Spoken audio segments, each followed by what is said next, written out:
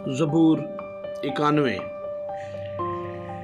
जो हक ताला के पर्दा में रहता है वो कादरे मुतलक के साया में सकूनत करेगा। मैं खुदावंद के बारे में कहूंगा, वही मेरी पनाह और मेरा गढ़ है।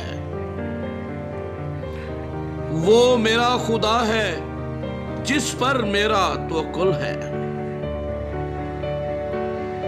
क्योंकि वो तुझे सयाद के फंदे से और मोहलिक वबा से छुड़ाएगा।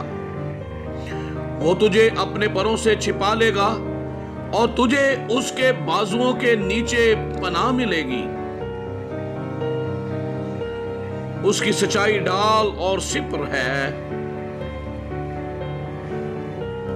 तू न रात की हैबत से डरेगा, न दिन को उड़ने वाले तीर से,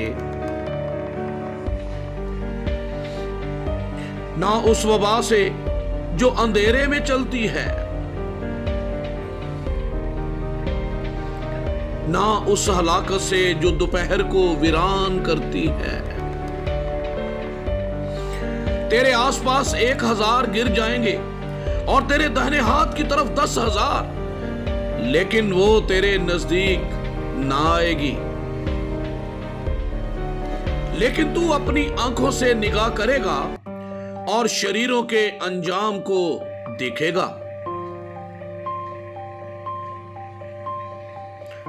पर तू ऐ खुदावंद मेरी पनाह है, तूने हक ताला को अपना मस्कन बना लिया है।